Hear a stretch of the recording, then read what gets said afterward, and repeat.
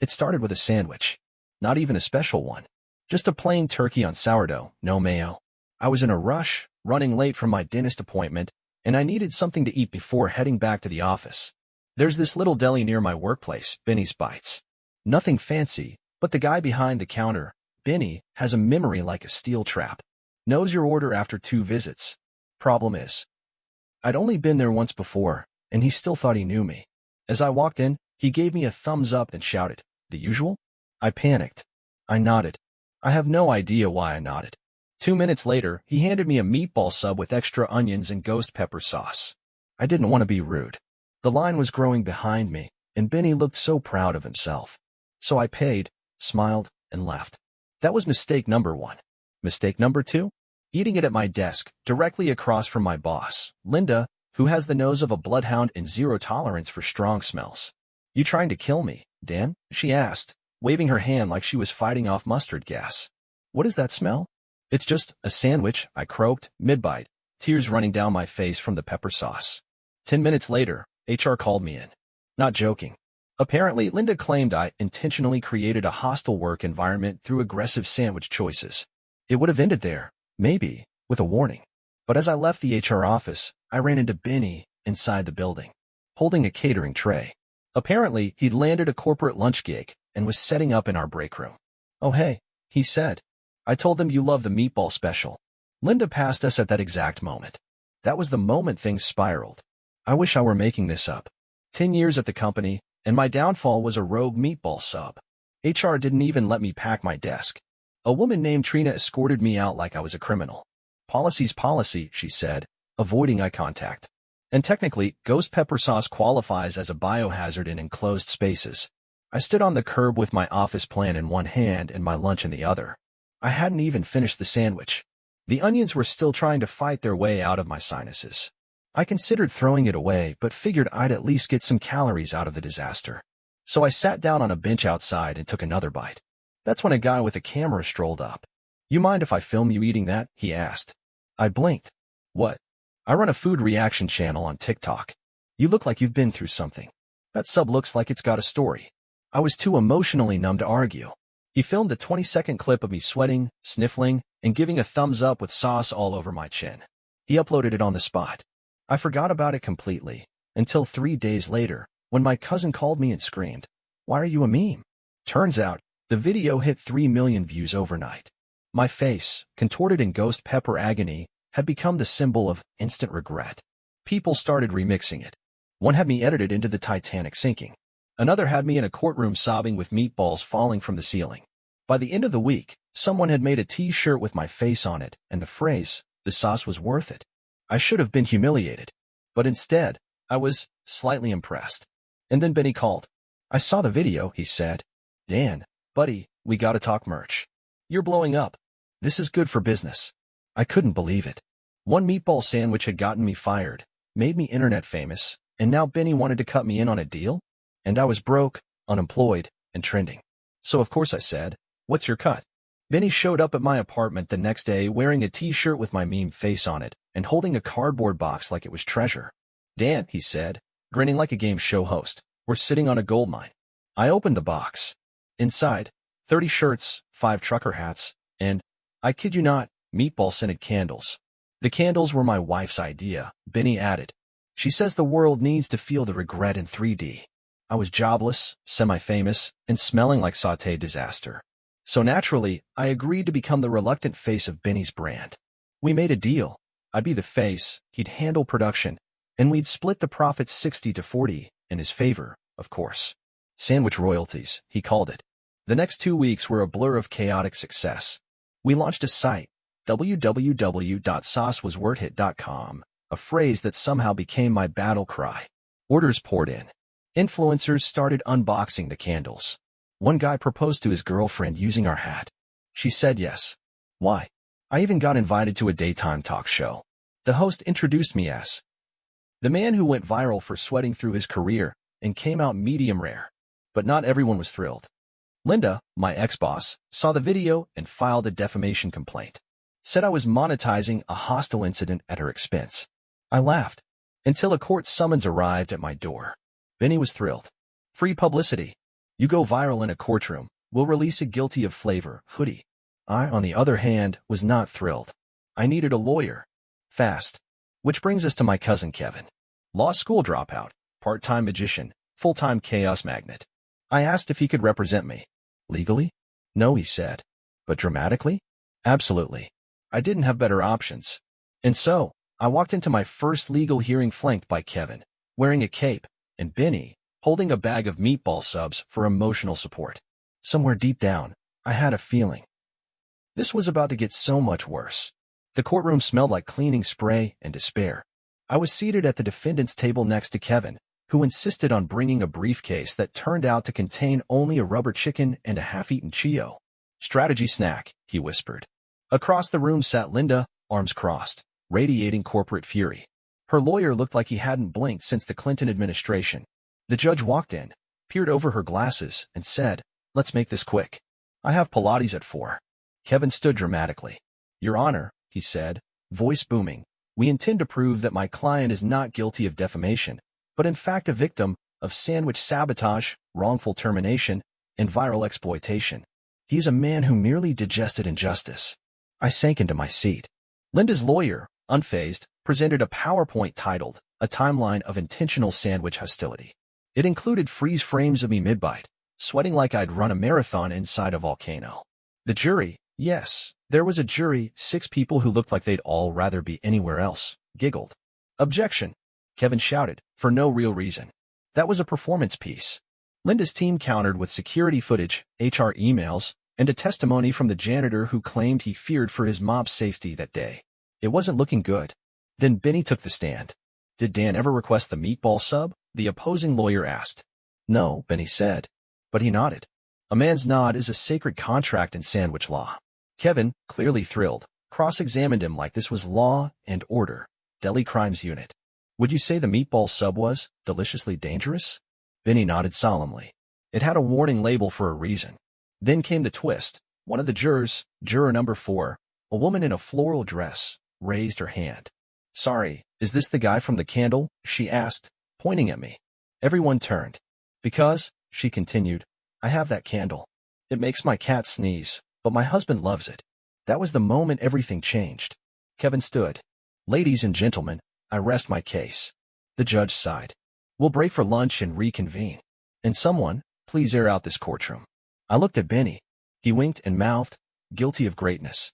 After a tense 45-minute lunch break, where Benny sold 2 candles and an "I plead the 5th" sandwich hoodie in the parking lot, we returned to the courtroom. Kevin seemed unusually confident. That made me nervous. The judge cleared her throat. "I've reviewed the evidence, which includes," she paused, flipping through notes, "an HR complaint, multiple memes, a scented candle, and a TikTok video with 7.2 million views." Linda smirked. "While Mr. Dan's actions may have lacked discretion," the judge continued, "there is insufficient evidence to prove defamation. If anything, Mr. Dan is guilty of poor sandwich judgment, which is not currently a crime." I exhaled so hard it echoed. Case dismissed.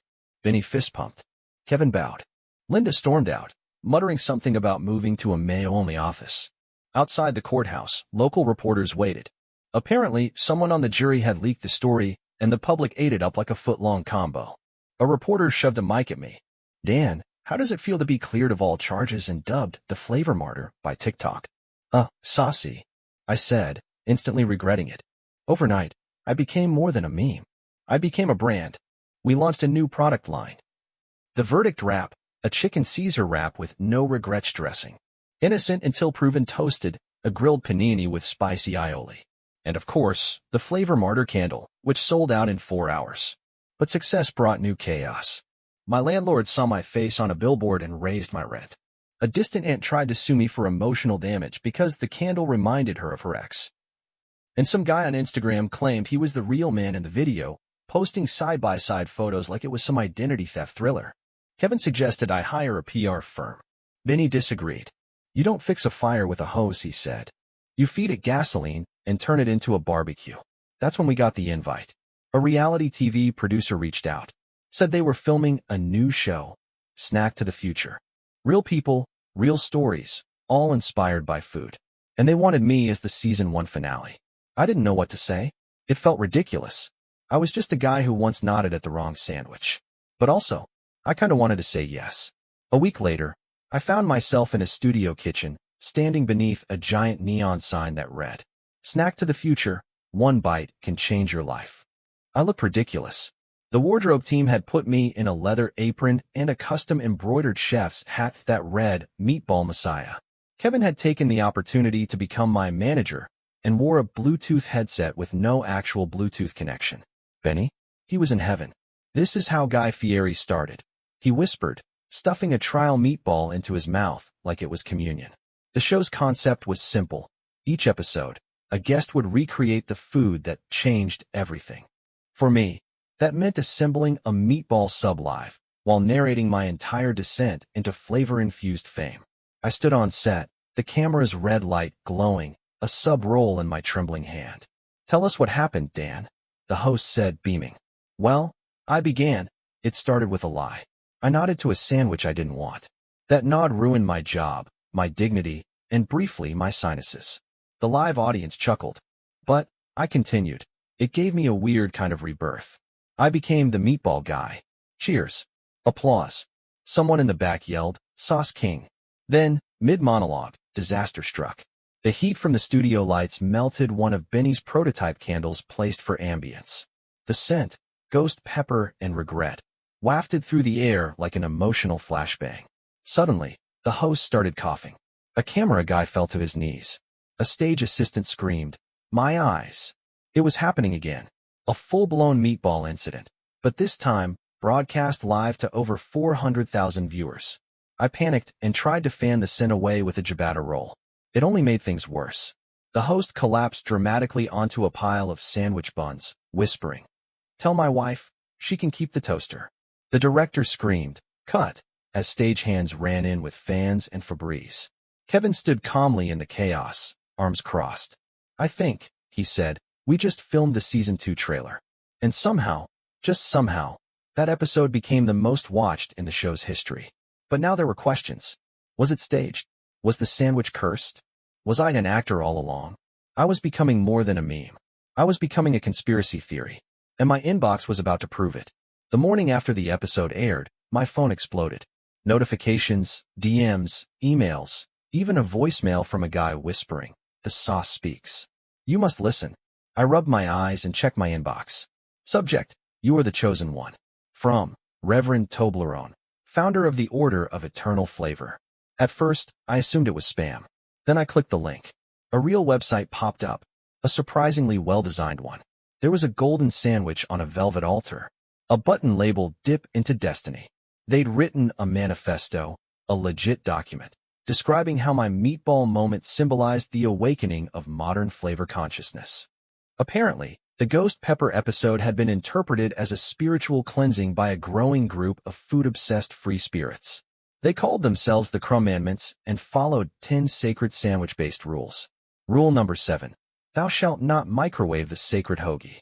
They were holding a pilgrimage to Benny's Bites, and they wanted me to lead it. Kevin was ecstatic.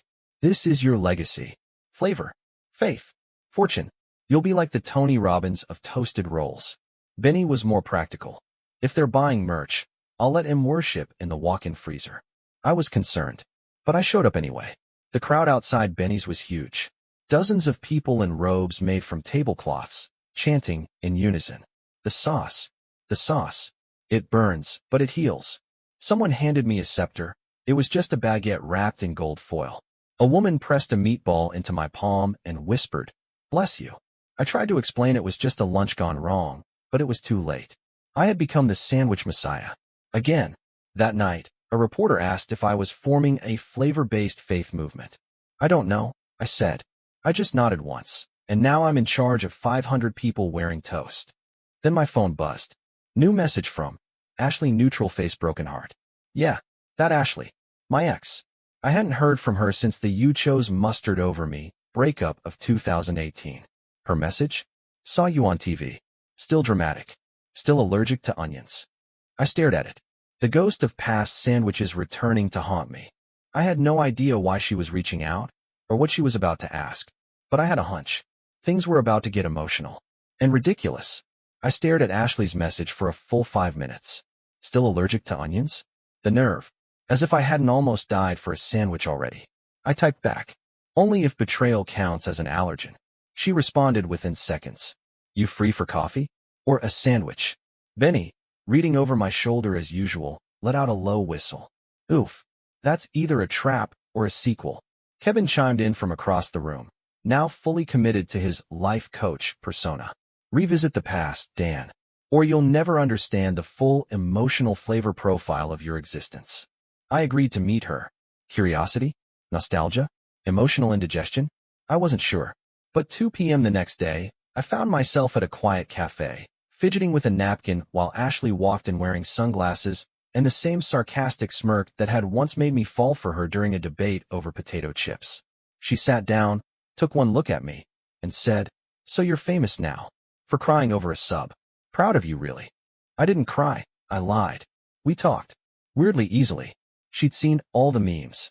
The candles. Even the Courtroom clip.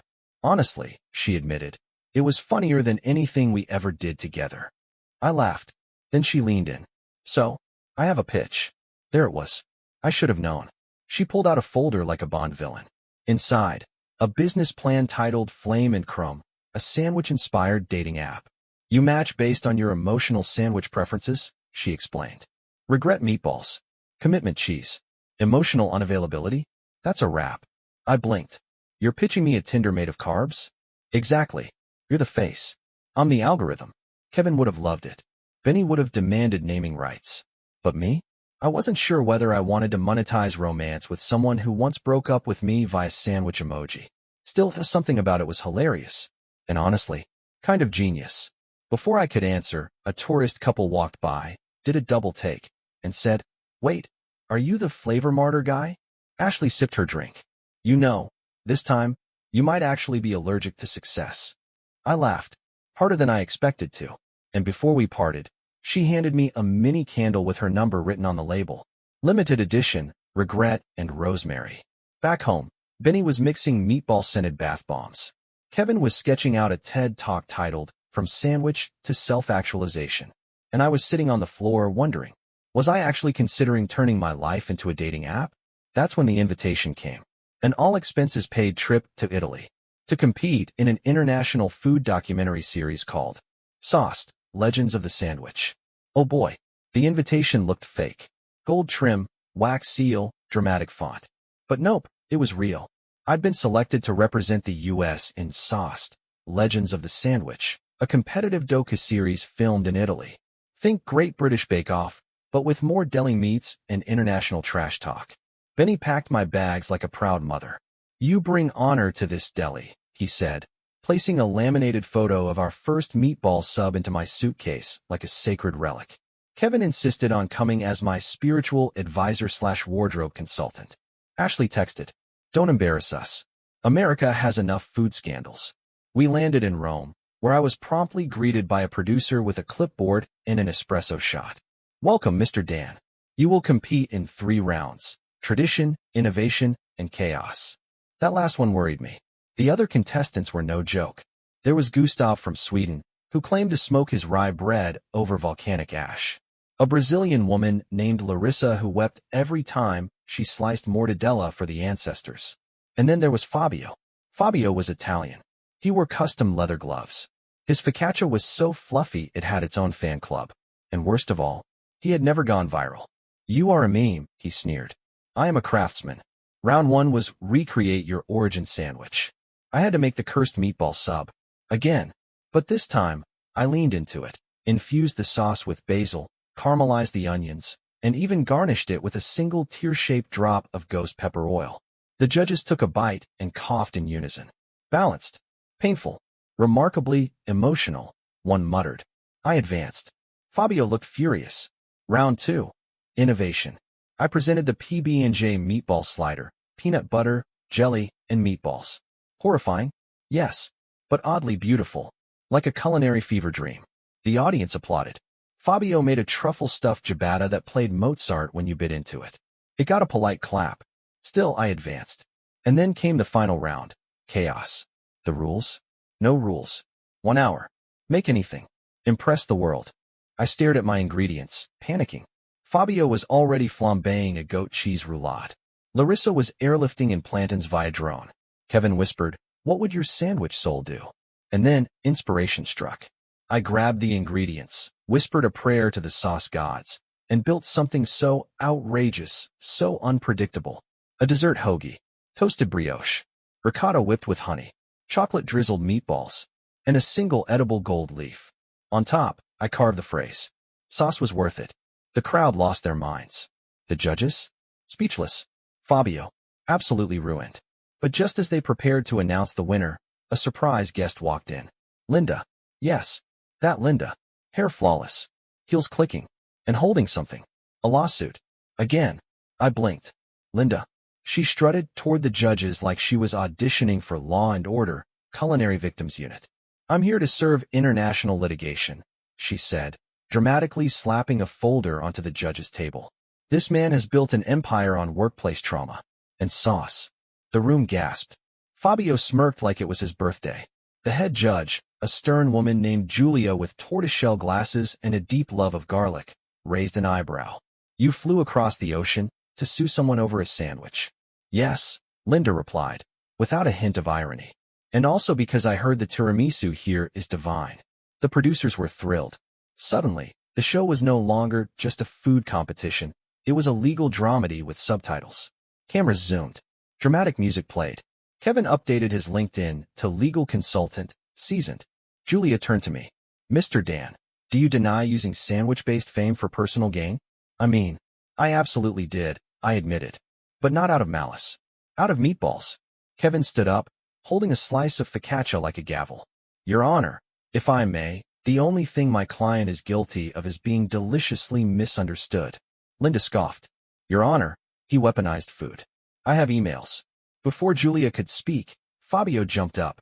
"This entire trial is a farce. He is not a chef. He is a meme. I studied bread for 16 years in Milan. Maybe you should have studied personality," I muttered. The crowd owed. Julia rubbed her temples and called a recess. During the break, a reporter shoved a mic in my face. "Dan, is this all just an elaborate publicity stunt?" "Honestly," I said, "I'm just hungry." Back in court, Julia returned with a stone-faced verdict. "In Italy, we respect passion, tradition, and absurdity. Mr. Dan, you have indeed profited from your past. But you have also brought joy, flavor, and oddly specific candles to the world." She looked at Linda. "Your lawsuit is denied." Then she turned to me. "And you, Signore Sauce, are hereby awarded the Golden Olive, highest honor of the Sandwich Tribunal." Kevin wept. Benny, via FaceTime, fainted into a tray of arancini. Fabio stormed out, muttering, "I'll open a sandwich dojo. You'll see." Linda stood up, took off her heels, and sighed. "You know what? I came here to ruin you. But honestly, I'm just tired." Then she did the most shocking thing of all. She hugged me. Linda hugged me. "Good luck, Dan," she said. "Just keep the onions away from HR." And with that, she walked out of my life forever, in flats. The Golden Olive Award was heavier than I expected. It looked like someone had bronzed a fruit and added a tiny cape. Julia handed it to me on stage while a string quartet played a dramatic rendition of That's Amore. I stood under the spotlight, holding the trophy like a confused Olympic winner. My journey, I began, started with a nod. A simple, stupid nod.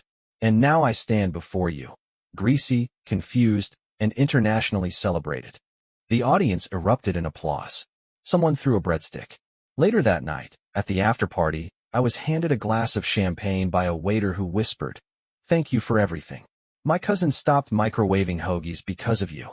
The venue was ridiculous. Chandeliers shaped like garlic bulbs, a pasta fountain in the corner, and a life-size sculpture of me made entirely out of cured meats. Benny's doing. I was mid-conversation with a French chef about truffle allergies when Kevin burst in, breathless. "She's here," he said. "Ashley." With a baguette. I turned. Sure enough, there she was, in a sparkly dress, holding a baguette like a scepter. She marched over dramatically.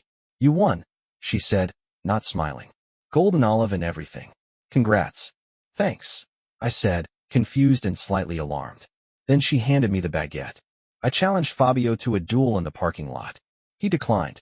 "You can keep the sword." Cool." She paused. Listen, I've been thinking about the app and us. You know what they say? If you can survive international food court litigation together, maybe you're meant to date again. I blinked. They say that. Probably somewhere in France. She pulled out 2 laminated prototype cards. On mine, sandwich profile, spicy, regretful, bold, may cry. On hers, sandwich profile, sharp, toasted, goes well with chaos. We stared at each other, then laughed. Too hard. Loud enough to turn heads. Ashley leaned in and said, let's start over. No pressure. Just 2 people, and maybe a branding empire. Before I could answer, the meat sculpture collapsed behind us. Benny screamed from across the room. It was supposed to last till dessert. Chaos. Perfect, beautiful chaos. I looked at Ashley. You know what? I said. Let's do it. Love, carbs, and possibly a line of matching sandwich ropes. She clinked her champagne glass against my trophy. To new beginnings. And bread-based startups. Kevin jumped into frame with his phone. Smile, this one's going viral. 6 months later, I stood on a stage in Vancouver, under a giant red TED logo, wearing a tailored blazer and holding a sandwich. The talk was called How One Bite Ruined My Life and Made It Better. Kevin introduced me as a man who turned indigestion into inspiration. Ashley sat in the front row, next to Benny, who had brought a tray of limited edition meatball sliders with inspirational quotes printed on the buns. I looked out at the audience. Let's be honest, I began. Most people find their purpose through passion. I found mine through poor decision-making and questionable deli etiquette. Laughter. I got fired for a sandwich I didn't even want. Then I became a meme. Then a brand. Then for about 9 minutes, a cult leader. Applause. But here's what I've learned. When life serves you a messy, oversauced sub, don't panic. Grab a napkin, take a bite, and see where it leads. The room burst into applause. As I walked off stage, I was intercepted by a producer from Netflix. We saw your story. Want to make it into a limited series? Think beef, but with bread. Benny screamed. Ashley said, we want casting approval. Kevin tried to sell them his original screenplay, Croutons of Destiny. I smiled. Let's talk. Later, at our newly opened cafe/dating lounge, Flame and Crumb, I hung the golden olive next to a framed photo of my original HR email titled Subject, Urgent, Sandwich Situation. Every item on the menu had a story. The sub of second chances. The trial by Fireball Wrap. Even the Linda's Revenge latte bitter, with a touch of spice. And right by the register, a small sign read. One nod changed everything. What's yours? One afternoon, a tourist wandered in and said, Hey, aren't you the guy from that meatball meme? I smiled, handed him a napkin, and said, Guilty. Want to try the sandwich that started it all? He did. And as he took a bite, his eyes watered, and he whispered, It is kind of life-changing. Fade out. Roll credits. And somewhere in the distance, Kevin whispered, Season 2's gonna be delicious.